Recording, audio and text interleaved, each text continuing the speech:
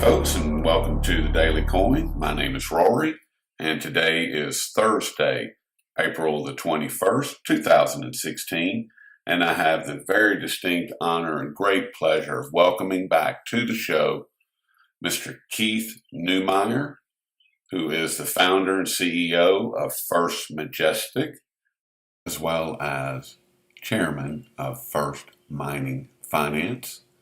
Mr. Neumeyer, how are you today? And welcome to the show. Oh, very good, Rory, and I appreciate your time. We have a lot of ground to cover, so we'll just jump right in. You okay with that? Sure, that's great, Rory. Let's go. What are your thoughts on what just happened with Deutsche Bank and the revelations that have surfaced and their admission of the rigging of both silver and gold markets, and not only that, but pointing fingers and naming names? Mm-hmm. Well, I think that's the most interesting part, the fact that they're volunteering to cooperate and then give out information to the investigators in the case. So I think it's very positive, and quite honestly, I think they're probably a small player in the whole thing. JP Morgan and HSBC, and they're the two biggest players in there, and Deutsche probably just said, we don't want to be involved in this. Uncle, probably just gave up and said, we'll cooperate. Well, I was just speaking with Dave Kranzler. I don't know if you're aware or not, but I have a second YouTube channel, and we did a market update, and Dave was saying that until JP Morgan and the COMEX are implicated outside of the United States, when BaFin comes after them, then we'll have an issue. Would you agree to that, or how do you see that? It's really the problem. I'm a little bit pessimistic probably about it more than maybe others. I just think the whole thing is so rigged and so controlled by the big banks. I'm just not sure, if the government will ever, be able to step in, just because of the amount of money and the amount of, the size of the people involved in the process. So I'd like to think that the whole thing can just be broken down, and there would be, some brave regulators or brave politicians that would just break it apart. But I don't know. I just have my doubts. Well, I don't like the sound of that. Yeah, no, it's when you see what we've been witnessing over the last 5 years, particularly, it's just it's a joke, right? It really is. It's comical. It's a tragedy, is what it is. It just goes to show that the United States operates without the rule of law, because if there were laws, people would be in prison right now. And yeah. Well, the laws are there. You were saying, Keith, that the laws are on the books, but they're just not enforcing the laws. That's right. When you first got on the line, you said that you were in Paris. What have you got going on in Paris right now? We're just on a road trip, just doing marketing. I was just in Switzerland. I was in Zurich at the big gold conference in Zurich. It's an annual event, and so we try to do marketing around these conferences. So I'm here in Paris meeting investors tomorrow, and then I'll be in Brussels and London next week. Very good. And what was the meeting in Zurich? You said there was a conference there, an annual conference? Yeah, there's a gold conference every year, a precious metals conference. Tell me about what's going on with First Mining Finance, because I know that you guys have been acquiring several new properties over the course of the past year, and it seems like that you guys are ready to move forward with some other new acquisitions, or what's going on with that? Well, look, I took the company public on for the purpose of buying assets up on the cheap, and we bought five companies last year, or the last, well, at least over the last 12 months. Pardon me, and been extremely aggressive, buying assets, and we'll continue to do that. And with gold acting the way it is, and the market improving the way it has over the last month, the opportunities are getting harder to do because prices are going up. Whether this is going to continue through the summer, I don't know, but we continually are looking at other assets to purchase. And it seems like gold and silver both have been enjoying some very green days for, like you said, the past month. And how do you see this playing out? You said you hope that it continues through the summer. And when you and I last spoke, you were saying triple digit silver. Do you still see that at this point? And do you see the 1850 on silver that being breached here in the very near future, or what are the markets telling you? Well, short term, it's always very difficult to guess what the market's doing. The reason why I put together First Mining Finance is because I believe in gold and I believe in silver. That's why I run a silver company. So, I think that gold is going a lot higher, and I think silver is going a lot higher. But I'm a long-term investor, and whether it happens tomorrow or a year from now or 5 years from now, I don't really care. It's just I'm building in both cases long businesses that will survive downturns and prosper in upturns. So the longer the market stays sideways or negative, the more assets I'll be able to buy, and if the metals continue going the way they are, the window may close, and there won't be any additional opportunities available for me to continue acquiring assets. And then if that's the case, well, so be it. That just means the companies are going to do very well as a result of higher metal prices. Exactly. I have to tell you, you are one of the people that I hold in the highest of regard because of your willingness to speak out against the criminal COMEX and what they're doing. And it's a true honor to speak with you. I mean that sincerely. And I will take this anytime. Okay, I appreciate those comments, Rory. And it's been a very frustrating period over the last 5 years, and our shareholders have been very frustrated as well. And there's so I've been speaking on obviously their behalf and the company's behalf, and my personal behalf, because obviously I'm affected negatively directly by what's going on, as equally as all our shareholders. And if I could do a little bit to try to help, I will, and I'll continue to do that. It's just frustrating to me that more people don't speak out.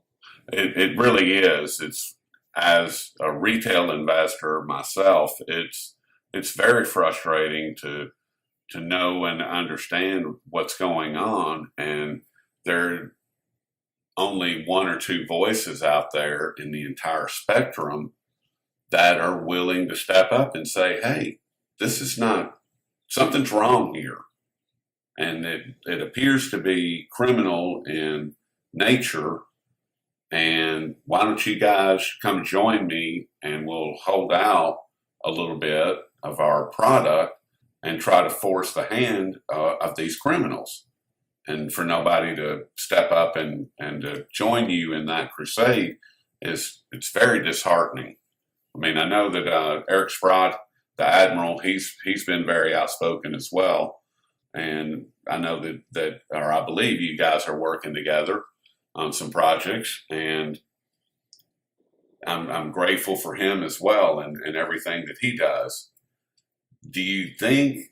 I know you said that you were kind of pessimistic about it, but do you think that we'll ever see a break in the situation? Well, I think that look, I'm a true believer in the markets. I think that markets go through periods of time where they're imperfect, but they do perfect themselves over time. And then what I mean by that is eventually supply demand will take over, particularly in the silver space where it's such a tight market. And I've said it in a couple of interviews in the last week because I'm quite surprised it actually happened. That we were contacted by electronics manufacturing company, a big manufacturer of televisions and cell phones and so on, looking for silver supply. And in the 13-year history of First Majestic, I've never been contacted directly by electronics manufacturer for supply of silver. So that's telling me that there's something different going on in the marketplace, so I'm not exactly sure what it is, but we have seen in 2015 lower metal production, right across the board on a global basis. We've seen lower zinc, lower lead, lower silver, lower gold production year over year, as a result of price. And silver is a lot rarer than most people actually think it is. And we're currently trading in about 75 to 1 thereabouts, and the mining ratio right now is 10 to 1. So for every for 1 ounce of gold, we're mining 10 ounces of silver. So that tells you that silver is way rarer than the market actually understands. So I'm very bullish on silver, and of course I'm very bullish on gold as well. But I think that as gold goes higher over the next couple of years, the ratio is going to collapse. So silver will, on a percentage basis, far out perform gold, and that's why I think that we will see ultimately triple-digit silver. And do you see historically when the market gets out of balance as the gold and silver market are right now, like you said, the gold silver ratio is currently right around 75 to 1, but in nature it's about 10 to 1.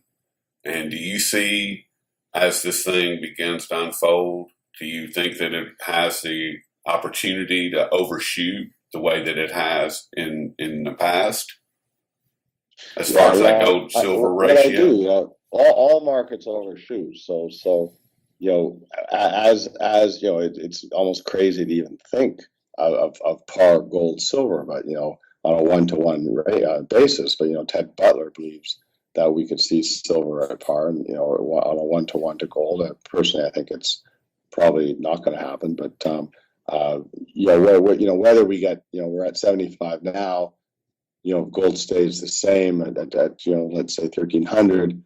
10 to 1 or silver. If we see $3,000 gold, and which I think we'll see, likely even higher prices than that, then you're talking 10 to 1, $300 silver, and so the numbers can get pretty crazy, and when you're trading at $17 silver, to even think about numbers like that, it's almost impossible to even comprehend. But I think that silver will silver will surprise us, and it will perform extremely well over the next 3 to 5 years. I would tend to agree with everything you just said. You said that an electronics company had approached you about purchasing silver directly. Mm-hmm. And I've read over the course of the past 6 months where some of these electronics companies have actually been purchasing silver mines. Do you see that trend continuing? And if so, would you see First Majestic moving in that direction? First Majestic moving in what direction? In the direction of someone of an electronics company acquiring the mine itself. The company. Yes, sir. It's we're a pretty big company, and I think that it's more likely that someone's going to buy First Mining Finance, because you've got quite a large portfolio or development projects that will be one day, could potentially, give a major mining company over 20 years stream of gold production. So, that's pretty attractive. Yeah. For First Majestic, it's an operating company. It's a lot harder to buy it because it's very broadly held, and because of its pure size, there's very few players out there that could probably gobble it up, right? Right. Well, I've been asking this question for well over 3 years, Keith, and with the current global demand for silver and gold, and mining companies, as you are well aware, have been under a lot of stress and strain. And I can't figure out where all of the silver in particular has been coming from to feed the market. And I certainly don't see it, the levels that we currently have. I see those levels diminishing in particular this year and into 2017, unless something changes. I mean, or do you think that I'm just whistling Dixie over here? No, look, we've been in a deficit on silver for 30 years now, and the silver's coming from somewhere. It's coming from there's some recycling. About 150 million ounces a year gets recycled. That's down substantially from its peak. Back in 2011, it was almost twice that number. When silver was over $40, and at these prices, it just doesn't really pay to recycle. But the film in hospitals and so on, the X-rays and so on and so forth. That's where a lot of the recycling comes from. But and that'll always be there. But if you look at just the supply demand, the 2015 numbers aren't out yet. They're just starting to come out now. So we've been seeing little tidbits of information. So just if you look around, let's say for Mexico, for example, the silver production was down approximately 6% year over year. It looks like Australia was down about 14%. Looked like the United States was down as well. So anyways, there was, we don't know what the number is yet, but on the 2014 mine supply was around 800 million ounces. 2015, we think it's less than that. Probably somewhere around 750 million ounces. But as I said, we haven't seen the official numbers yet. On the demand side, we're about 1.1 billion to 1.15 billion. So there's a deficit there of somewhere around 300 to 350 million ounces on an annual basis, and that's a lot of silver. And That is. It's coming from private hoards. It's coming from recycling. It's coming from wherever but the above ground supplies are diminishing quite rapidly. So if you go back to the mid 80s, there was about 5 billion ounces of silver countable in commercial bars on the surface of the earth, and today it's about 1 billion. So those 4 billion ounces of silver has just disappeared into commercial applications, and it's sitting in televisions and computers and electrical systems and automobiles and refrigerators and windows and mirrors and all the different things that it gets silver gets used up in solar panels and everything else, and and this stuff doesn't get recycled, so it basically just sits there or gets thrown into the waste dumps and never to be seen again. So at that level, we really don't have that many years left of silver before you get into a very, very critical supply problem.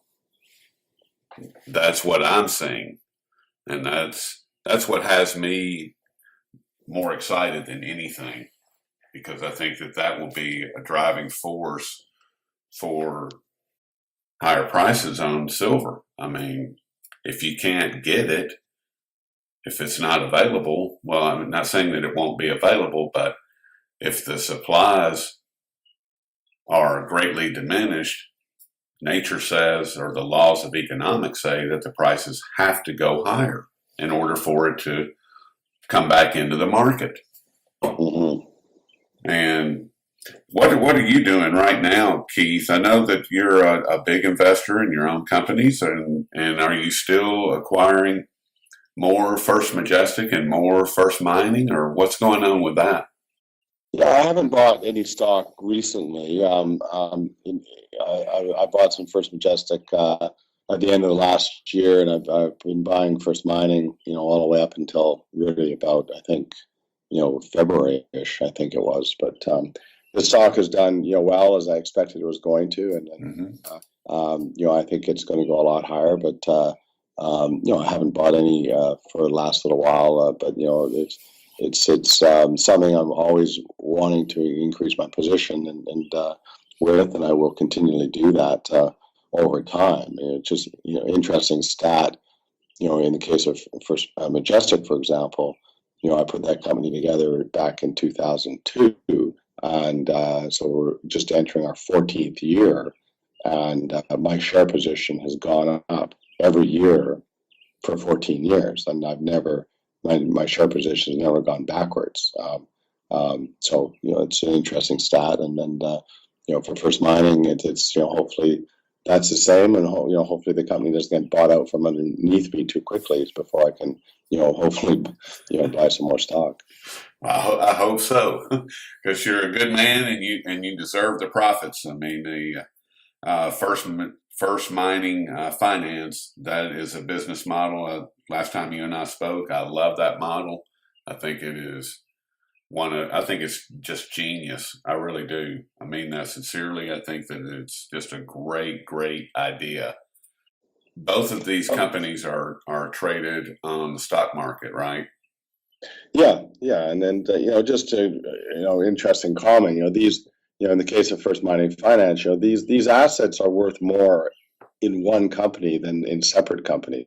And if you look at the five companies we bought over the last 12 months, they obviously we're all very distressed companies, because of what's gone on in the markets over the last several years, and very difficult to finance these juniors. But as single asset companies, these single asset companies are hard to finance, and because it's hard to get the big money into them. You're always relying on small investors and or high net worth investors. You don't attract, generally speaking, the big institutional money. But when you put these assets together in one portfolio, that is exactly what we're doing.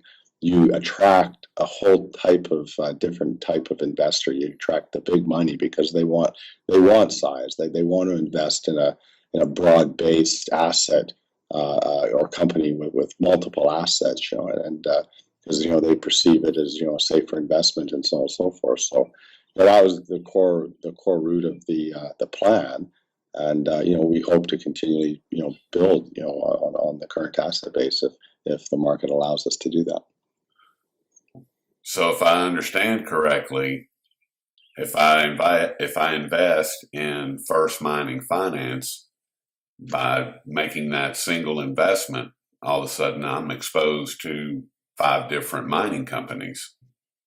Well, yeah, it's actually 25 projects. 25 projects. That's even better. Yeah. So it's like a little mini Huey. Yeah, we bought five companies, but I merged together three private companies to take it public back a year ago. So we started with a whole group of projects already, and then the ones we bought on top of that. So we've got a total of now 25 projects with just north of 9 million ounces of gold in the ground. So we've got quite a lot of gold. 9 million ounces of gold is a lot of gold.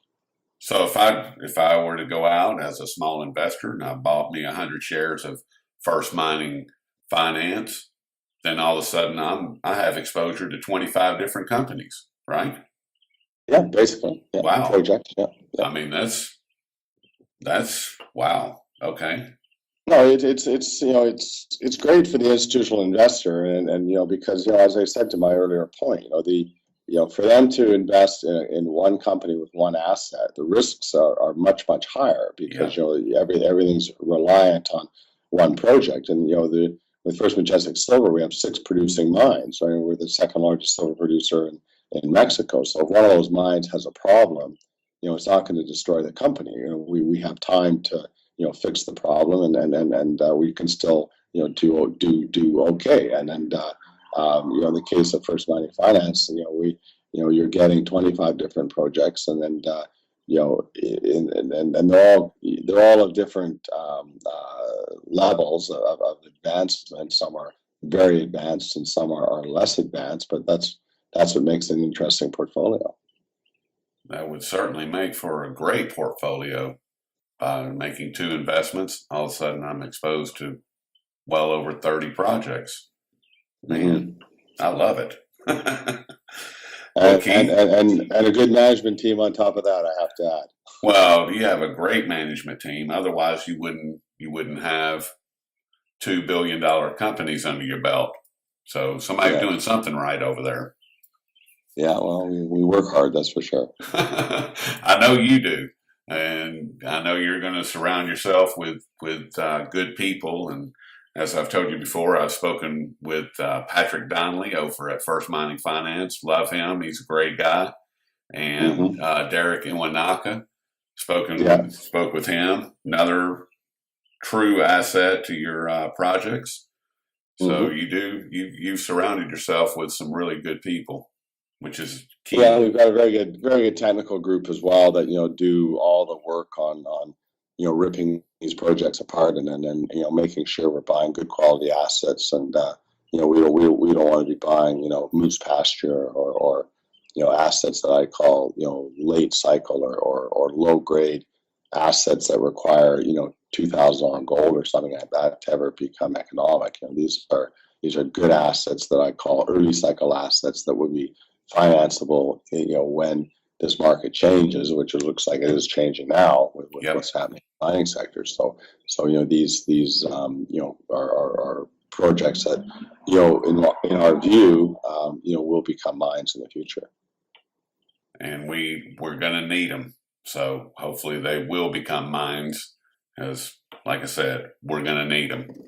But Keith, I certainly appreciate all your time this morning. And we've been speaking with Mr. Keith Neumeyer, who is the CEO and founder of First Majestic Silver, as well as First Mining Finance. And Keith, have yourself a wonderful morning, and I hope we can do this again in the not too distant future. Right. Oh, thanks, Rory. And just I'm not sure if the trading symbols are appropriate, but sure. First Majestic trades under the symbol AG on the NYSE.